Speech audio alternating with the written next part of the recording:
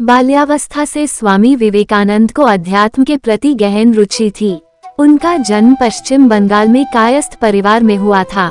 उनके पिता संस्कृत और फारसी भाषा के विद्वान थे। महज 25 वर्ष की आयु में स्वामी जी के पिता सन्यासी बन गए। माता जी देवों के देव महादेव की भक्त थीं।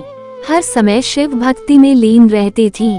स्वामी विवेकानंद बहुमुखी प्रतिभा के धनी थे। बाल्यावस्था से स्वामी विवेकानंद को अध्यात्म के प्रति गहन रुचि थी। उनका जन्म पश्चिम बंगाल में कायस्थ परिवार में हुआ था। उनके पिता संस्कृत और फारसी भाषा के विद्वान थे। महज 25 वर्ष की आयु में स्वामी जी के पिता सन्यासी बन गए। माता जी देवों के देव महादेव की भक्त थीं। हर समय शिव भक्ति में लीन रहती थीं। अतः विवेकानंद जी को बचपन से ईश्वर में अगाध श्रद्धा थी। स्वामी जी स्वयं प्रतिदिन ईश्वर की भक्ति करते थे। रामकृष्ण परमहंस जी के संपर्क में आने के पश्चात स्वामी जी मां काली के उपासक बन गए। मां काली की कृपा दृष्टि से स्वामी जी वेदांत के विख्यात और प्रभावशाली गुरु बने। उनके विचार आज भी प्रासंगिक हैं। युवाओं को स्वामी जी के विचार जीने की नई राह देते हैं। स्वामी विवेकानंद जी के पद चिन्हों पर चलकर व्यक्ति अपने जीवन में ऊंचा मुकाम हासिल कर सकता है। आइए स्वामी जी के अनमोल विचार जानते हैं। एक समय में एक काम करो और ऐसा करते समय अपनी पूरी आत्मा उस काम में डाल दो और बाकी सब कुछ भूल जाओ। उठो, जागो और तब तक मत रुको जब तक आप अपने लक्ष्य तक नहीं पहुंच जाते।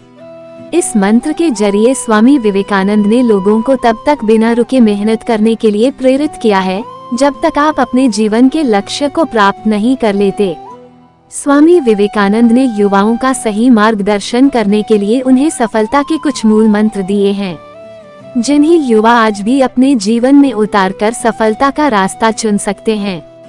स्वामी विवेकानंद ने जीवन के कई ऐसे महत्वपूर्ण सूत्रों के बारे में जिक्र किया है जिसे अपनाकर जीवन की परेशानियों को बड़ी आसानी से खत्म करके अपने लक्ष्य को हासिल किया जा सकता है। आइए जानते हैं स्वामी विवेकानंद के ऐसे ही कुछ सफलता के मूल मंत्रों के बारे में, जिन्हें अपनाकर आप भी हर कदम पर कामयाबी हासिल कर सकते हैं। कभी भी लक्ष्य को निर्धारित किए बिना कोई काम नहीं करना चाहिए। अगर आप बिना लक्ष्य के मेहनत करते रहेंगे तो ऐसा करके आप समय की बर्बादी करेंगे। हम वो हैं जो हमें हमारी सोच ने बनाया है, इसलिए इस बात का ध्यान रखें कि आप क्या सोचते हैं। जब तक आप अपने काम में व्यस्त हैं, तब तक काम आसान होता है, लेकिन आलसी होने पर कोई भी काम आसान नहीं लगता। एक समय में एक काम करो और ऐसा करते समय अपनी पूरी आत्मा उस काम में डाल दो और बाकी सब कुछ भूल जाओ। उठो, जागो और तब तक मत रुको जब तक आप अपने लक्ष्य तक नहीं पहुंच जाते।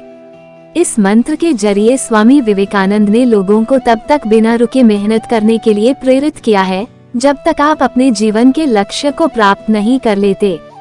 अपने जीवन में जोखिम उठाएं। यदि आप जीतते हैं तो आप नेतृत्व कर सकते हैं।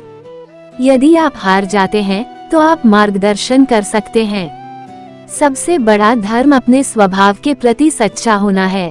अपने आप पर विश्वास रखें। जो तुम सोचते हो वो बन जाओगे। यदि तुम खुद को कमजोर सोचते हो तुम कमजोर हो जाओगे। अगर खुद को ताकतवर सोचते हो तुम ताकतवर हो जाओगे। एक बार अमेरिका के शिकागो में धर्म संसद का आयोजन हुआ तो हिंदी में भाषण देकर स्वामी विवेकानंद ने हर भारतीय का गौरव बढ़ाया।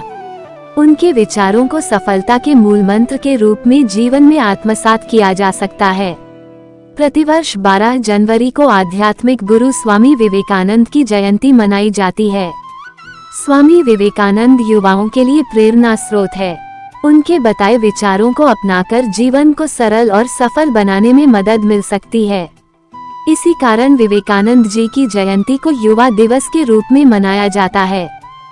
स्वामी विवेकानंद का पूरा जीवन ही सीख लेने योग्य है।